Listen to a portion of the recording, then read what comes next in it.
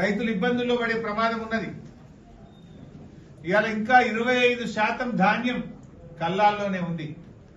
రాష్ట్ర వ్యాప్తంగా ఇవాళ కరీంనగర్ జిల్లా, వరంగల్ జిల్లా, మెదక్ జిల్లా, నల్గొండ జిల్లా విపరీతమైన వర్షాలు పడ్డాయి. ఎక్కడికక్కడ ధాన్యం కొట్టుకుపోతా ఉంది. ధాన్యం తడిసిపోయింది. కామారెడ్డి జిల్లాలో ధాన్యం మొలకెత్తుతా ఉంది. ఇవాళ మనం మెదక్ జిల్లాలో చాలా మంది రైతులు రోడ్ల మీద రాస్తారోకోలు చేస్తున్నారు. ఈ ప్రభుత్వానికి చీమ కుట్టేట్లేదు.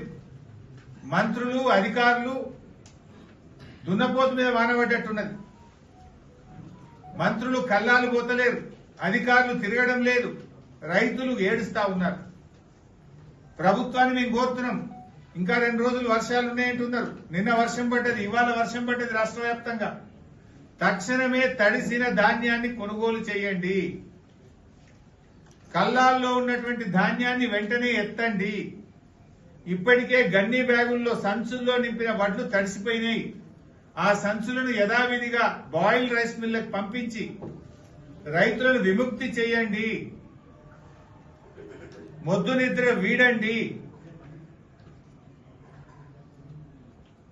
ఇంకా 25% ధాన్యం రాష్ట్ర వ్యాప్తంగా కల్లాల్లో ఉంది.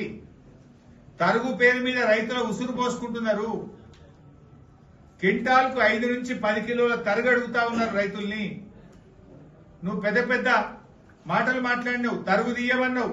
ఏ సెంటర్కి పోతామో పోదామా? 5 నుంచి 10 కిలోల తరుగు తీస్తున్నారు ఇవాళ రేవంత్ రెడ్డి.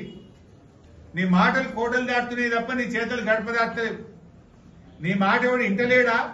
నువ్వు నేను అత్త మీద ఉత్తుత్తగా చెప్తా, మీరు తరుగు తీసుకోండి అని చెప్తున్నావు లోపలికి వెళ్ళి.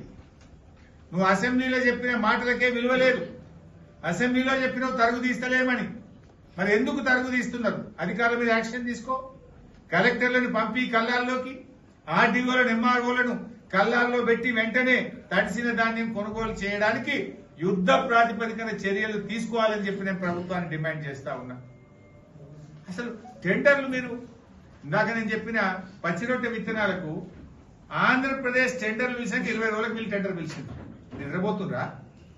ఆల్రెడీ కంపెనీలన్నీ ఆడ సప్లై చేసి ఆడ టెండర్లో పాల్గొన్నారు.